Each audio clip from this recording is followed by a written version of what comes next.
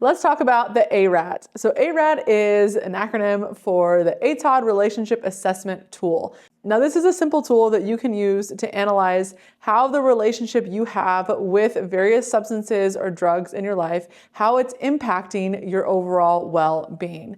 Now, before we dive into this, I do want to clarify that when I'm talking about relationship, I'm not talking about specifically if you're using or not using a substance, but more holistically in thinking about what are the attitudes and the feelings and the thoughts and the conversations and the decisions that you are needing to make about a specific substance. And if you want to dive more into that, click this video here, explain what that is. So this tool is simply a continuum. And on one end, you could mark that your relationship with alcohol and other drugs is enriching your well-being.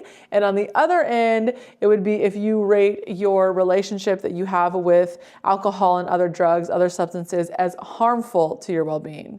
So right away, you'll note that this isn't a conversation of if the relationship is good or bad or wrong or right. It's simply a, hey, is it enriching my well-being? Is it bringing joy and happiness to my life? Or is it harming my well-being? Is it diminishing my joy? Is it limiting how much goodness is in my life and those types of things? What's so amazing about this tool is that it's quick and easy to use and it's totally customizable.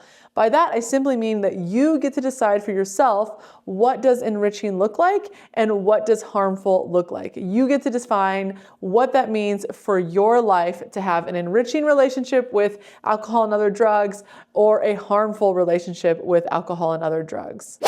So let's look at a few examples of what it might mean to have an enriching relationship with ATOD. And so again, remember, relationship, we're talking about not only the decisions you're making to engage or not engage, but we're also talking about your feelings and your thoughts and those behaviors. So if it's enriching, it may add value and goodness to your life and the lives of others. It may align with your health values, your health ideals, your goals. It also could ensure that you have full autonomy over your choices and that it really empowers you and helps you make decisions that are really enriching to your life.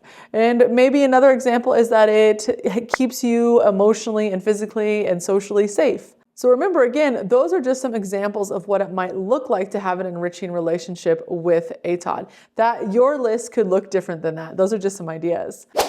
Now let's look at the harmful end. So again, these are just a few examples of what it might look like in your life if you are feeling like you have a harmful relationship with substances. And again, not just about your behaviors, but we're also talking about your feelings, your thoughts, and as well as those behaviors. So if you're on that harmful end, it may look like it's something that's feeling destructive to your overall well-being or the well-being of others. Possibly your relationship is contradicting your health ideals and some goals you have in your life. It's also could be limiting the autonomy that you have and your ability to make decisions that are really enriching your well-being. And then maybe it's diminishing yours and others' emotional, mental, physical, social safety.